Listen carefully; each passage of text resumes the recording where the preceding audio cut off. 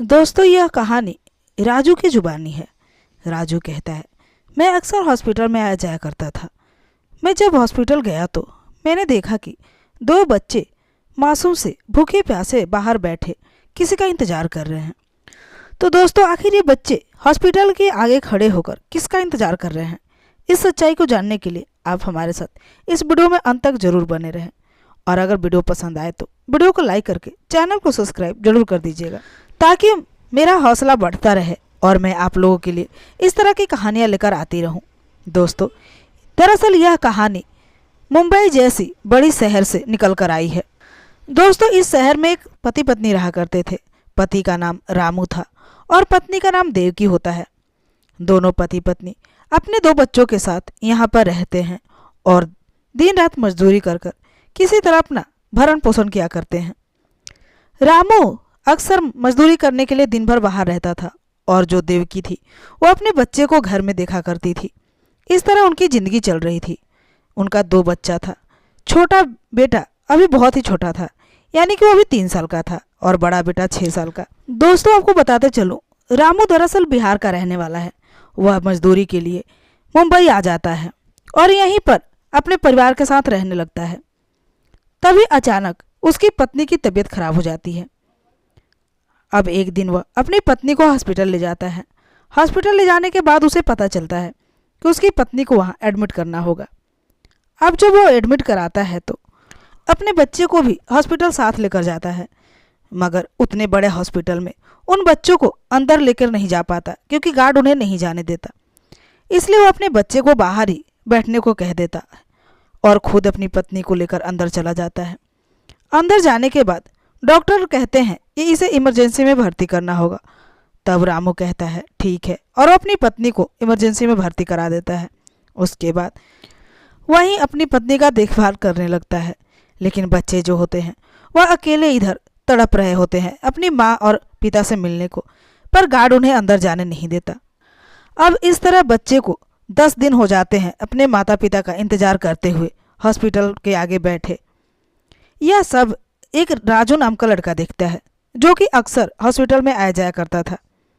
राजू कहता है, मैं जब भी जाता तो देखता कि वो दोनों बच्चे बाहर बैठे किसी का इंतजार कर रहे हैं। मुझसे रहा नहीं गया तो मैंने पूछ लिया।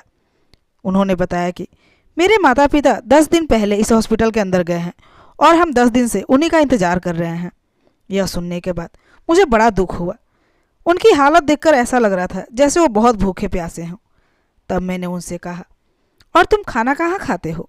तब बच्चों ने बताया, हमारे पापा जो हैं वह अक्सर शाम को हमारे लिए खाना लेकर आते हैं और सुबह भी, और हमें खाना देकर वापस चले जाते हैं। शुरू शुरू तो मुझे उन बच्चों को देखकर लगा कि ये शायद भीख मांगने वाले हैं, इसलिए मैंने उन्हें कुछ पैसे देने का सोचा। मगर जब मैं उन्हें पैसे देने लगा तो वो लेने से मना कर दिए। अब मुझे समझ नहीं आ रहा था कि इन बच्चों की मदद कैसे की जाए, क्योंकि अब मुझे पूरी तरह यकीन हो चुका था कि ये बच्चे भीख मांगने वाले नहीं थे। मैंने अभी तक उनके गार्जियन को बाहर आते नहीं देखा था, इसलिए मुझे समझ नहीं आ रहा था कि ये बच्चे झूठ बोल रहे हैं या सच। दोस्तों, हम अपने गांव से बहुत दूर काम करने तो चले आते हैं, मगर जब मुसीबत आती है उस वक्त हमारा कोई भी साथ देने वाला वहाँ नहीं होता है। यही कहानी उनके साथ भी था। मैंने अगले दिन जब उन बच्चों से पूछा कि क्या आपके कोई रिश्तेदार नहीं है, तब वो बच्चे बोले कि नहीं, यहाँ पर हमारा कोई नहीं है, सिर्फ हम अपने माता पिता के साथ ही रहते हैं। मेरा उस हॉस्पिटल में जान पहचान था, इसलिए मैंने गार्ड से कहकर उन बच्चों को अंदर ले जाने का सोचा। जब मैंने उन बच्चों से कहा कि क्या तुम अपने माता पिता से मिलना चाहोगे अंदर चल के, वो बच्चे बहुत खुश हो गए और मुझसे बोले हाँ। तब मैंने उन्हें अंदर लेकर जाना सही समझा और उन्हें अंदर लेकर गया। अंदर जैसे ही ले गया तो उनकी माँ इमरजेंसी में थी, इसलिए उस कमरे में तो नहीं जा सकते थे बच्चे, लेकिन बाहर से ही देख के वो बहुत खुश हो गए।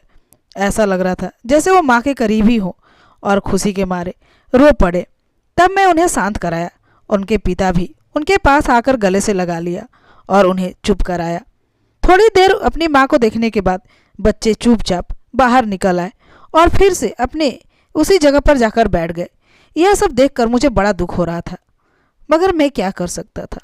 उसके बाद उन्हें कुछ खाना वाना देकर मैं वापस अपने घर चला आया।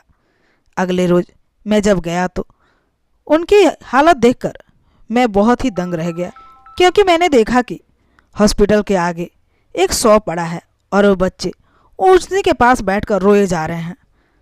जब मैं उसके करीब गया तो मैंने देखा कि ये कोई और नहीं बल्कि उनकी माँ का शव था, और वो अपनी माँ के शव के पास जोर जोर से रोए जा रहे थे, और जो उनके पिता थे वो भी रोए जा रहे थे।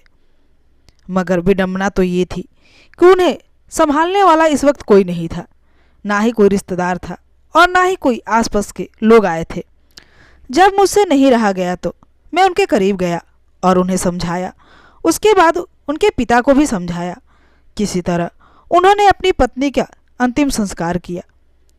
उसके बाद अपने बच्चे को लेकर अपने कमरे पे चले गए। अब बच्चों का रो रो कर बुरा हाल था, खाने को भी कुछ नहीं।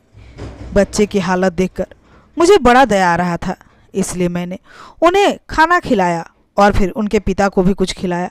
उसके बाद उनके कमरे पर छोड़कर चला आया।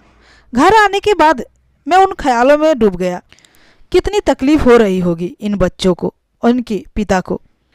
भूखे प्यासे 10 दिन तक बच्चे बाहर बैठे इंतजार करते रहे कि कब माँ ठीक होकर आएगी, मगर माँ ठीक होकर तो नहीं आई, मगर इन्हें बेसहारा छोड़कर चली गई।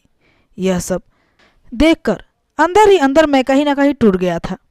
दोस्तों, इस परिस्थिति में अगर कोई रिश्तेदार साथ न दे रहा हो तो ऐसे रिश्ते का क्या मतलब। दोस्तों, आप सभी से गुजारिश है कि हम सुख में साथ दे ना दें, दुख में हमें किसी का भी साथ देना चाहिए, या फिर वो हमारे जान पहचान के हो या ना हो।